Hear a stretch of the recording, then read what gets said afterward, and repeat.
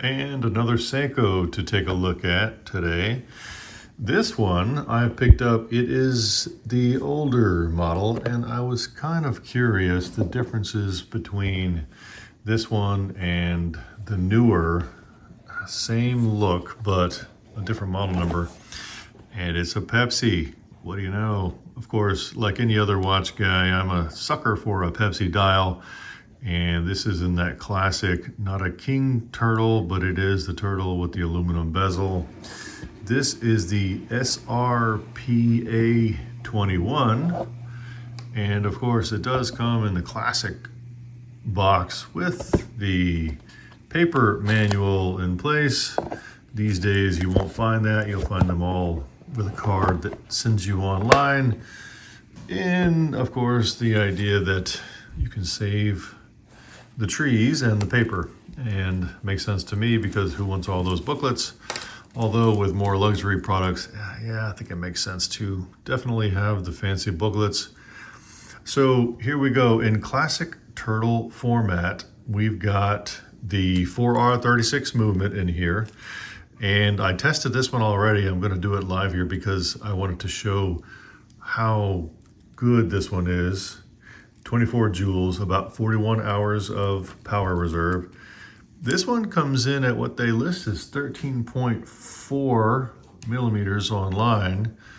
Most of these turtles are 13.2, so I wanted to test that real quick and see. That is 13.2, what do you know? 45 millimeter diameter, which is misleading. That is that outer little rim, which is the reason why I believe these wear so comfortably. And again, this is a very comfortable wearing watch. 22 millimeter lug width for the nice beefy straps. Hardlex crystal, not the sapphire. And like I mentioned, this bezel is aluminum, not the ceramic, more shiny version. 47.7, I believe, lug to lug. We can measure that real quick just to take a peek. It's not listed online, but, well, it says 46. No, right on the edge, 47.2. Well, there you have it. Nice looking classic Seiko case back, unsigned crown. This is the original bracelet, and most people are not fans of the bracelet on these, but I will say this one wears very well.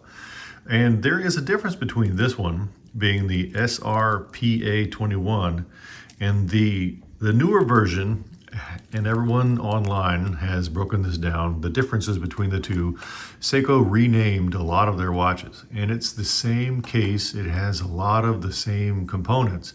It is slightly different though. You will notice the newer version is the SRPE 99. It is the Pepsi version of this, and it is also with the same aluminum bezel, Hardlex crystal.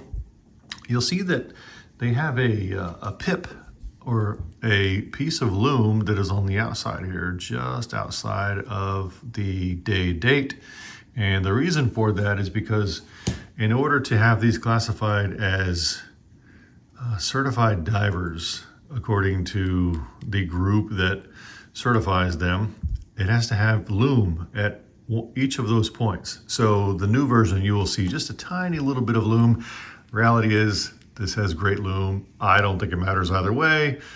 However, your mileage may vary, and if you are really into that brand new version of it that is certified, a certified dive watch, you can pick up the new one that has that extra bit of loom. There it is on the wrist. Nothing to write home about on the bracelet, but I will say it is very comfortable. It's light. It has some micro adjust, but no on the fly, which I have been spoiled by. It does also have a cool, and I have used this on other watches before. It's got the very cool little expansion, little element for the bracelet. If you want to take it diving, well, you can do that. And I don't even know how to get that open, to be honest with you, because let's be honest, nobody's going to do that. Oh, there it goes right there. Maybe. Maybe not. Oh, there it is. Yes, see? Aha. Right there, a little caliper kind of style. Ah, kind of cool. Well, that's so that you can put it over a wetsuit, of course, and I've only done that ever on, well, I guess 2 watches over all of these years. Let me slap this on the Timegrapher for everyone because I was pretty impressed with the numbers on this. And I don't think it's even fully wound, but I'm going to put it on here and take a peek to see what it comes out at. The tolerances on this 4R36 movement, it's like 35 to 45 seconds per day, plus or minus. And this one, you can tell already. Ah, look at that. Right out of the gate. You got really good numbers. Of course, these beat 21,600 beats per minute, or beats per. We got +1 to +3 seconds per day, +1. I mean, for a Seiko, actually for any watch, that is truly impressive. Yet again, Seiko has done it. So there you have it. And I don't know that I had this in the right format, angle, or whatever, but it's running darn well for a Seiko, especially being, this has got to be several years old. I don't even know how old it is, but very nice. And again, love that blue sunburst dial with that Pepsi bezel. Well, yet another good one from Seiko. Thanks for watching.